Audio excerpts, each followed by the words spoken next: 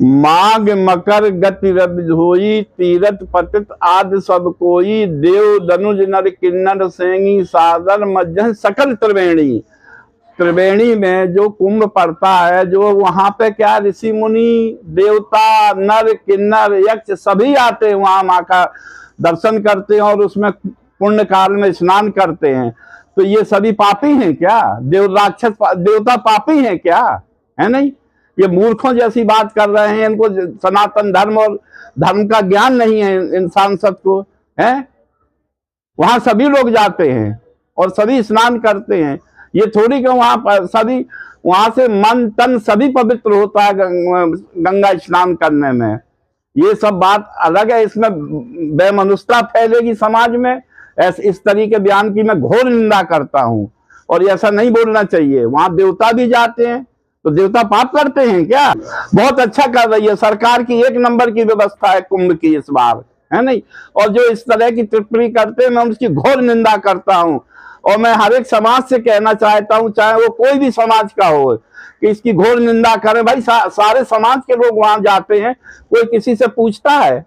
नहा रहे हम, स्नान कर रहे, कोई किसी से पूछता है कि कौन की किसकी जाति है, तुमने क्या पाप किए? वो गंगा है, गंगा पवित्र है, हमारा तन मन सब निर्मल होता है, इसलिए हम कुंभ में जाते हैं। वहां देवता भी आते हैं, तो देवता क्या पापी हैं क्या? आजाद समाज पार्टी के जो चंद्रशेखर जी हैं, चंद्रशेखर है वो मूर्ख है, उसकी अज्ञानता है, ना उसने ग्रंथ पढ़े ना कुछ पढ़े, केवल लोगों को बेवकूफ बनाने के लिए इस प्रकार के बयानबाजी करता है। वहां जो भी तीर्थों पर जो भी जाता है, चाहे वो मुसलमान हज के लिए जा रहा, चाहे ईसाई उसके लिए जा रहा, चाहे हमारे कुंभवादी हैं, उनमें लोग पुण्य अर्जन के लिए जाते हैं। वहां व्यक्ति की बैटरी चार्ज होती है और अनजाने में किए जो पाप हैं उन पापों से ऑटोमेटिक प्रायश्चित करते हैं, क्योंकि होता है सबसे। और उसे अभी विद्वानों के बीच में नहीं बैठा, कोई सदग्रंथ पढ़े नहीं उसने, तो अगर ऐसा बार बार करेगा, केवल वोट की राजनीति के लिए कर रहा, ज्यादा करेगा तो उसका विरोध करेंगे। इस बात को उसे पता नहीं पाप और पुण्य की परिभाषा क्या है, किस तरह का विरोध करेंगे? किस तरह का विरोध करते हैं हम तो। जैसे राकेश जी कहते हैं पिंडदान कर दिया, जैसे पिंडदान कर देंगे। उन नेताओं को समझ ही नहीं है कि वो कह क्या रहे हैं। ऐसे इंसान के साथ क्या उलझना, क्या बात करना, जिसने ना तो वेद पढ़े हैं, जिसने ना कोई शास्त्र पढ़े हैं, ना उपनिषद पढ़े हैं, ना कोई कथाओं का ज्ञान है, ना इतिहास का ज्ञान है। ऐसे आदमी के साथ हम क्या उलझे। इस बार का कुंभ केवल 12 वर्ष के बाद नहीं आ रहा, ऐसा संयोग 144 वर्ष के बाद बन रहा है। हो सकता है आप और मैं या हमारे दर्शक अगला महाकुंभ ना देख पाए, क्योंकि आजकल आयु ही बहुत कम है, तो 144 वर्ष हम कैसे जिएंगे। अर्ध कुंभ हर 6 साल पे लगता है, कुंभ 12 साल पे लगता है, और ध्यान दें महाकुंभ 144 वर्ष के बाद लगता है।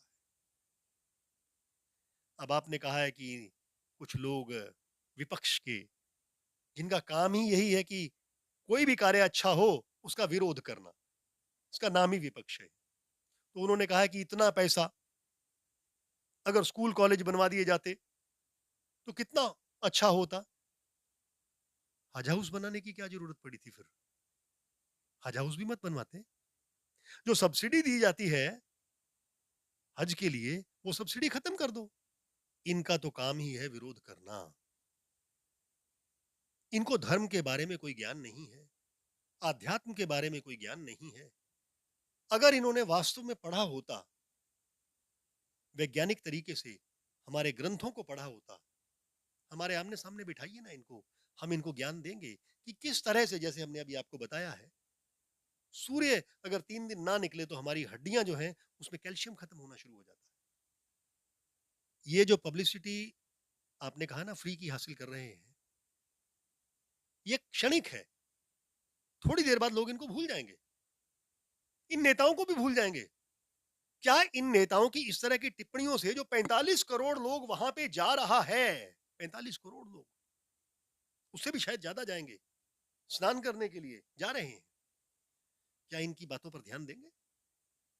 अरे हिंदुओं की आस्था है, कभी किसी आस्था पे चोट मत करो, किसी की आस्था पे चोट मत करो। और अगर कोई चोट करता है तो हमारी दृष्टि में उस जैसा मूर्ख व्यक्ति और कोई नहीं है। नहीं करनी चाहिए किसी की आस्था पे चोट, क्योंकि उन्होंने तो कभी इनकी आस्था पे चोट नहीं की। कभी हिंदुओं ने इनकी आस्था पे चोट की हो तो बताएं, कभी हिंदुओं ने किसी पे आक्रमण किया हो तो बताएं। नहीं किया ना। तो इन्हें भी ऐसी बातें नहीं कहनी चाहिए, अपना मंथन करना चाहिए, अकेले में बैठकर इनको सोचना चाहिए कि हम कह क्या रहे हैं। और अगर कोई वैज्ञानिक तथ्य इनके पास है तो वो प्रस्तुत करें, हम उसका उत्तर देंगे। हम सामने बैठे हैं, हम धर्मगुरु हैं, हम उसका उत्तर देंगे और वैज्ञानिक उत्तर देंगे, इनको विज्ञान के हिसाब से उत्तर देंगे।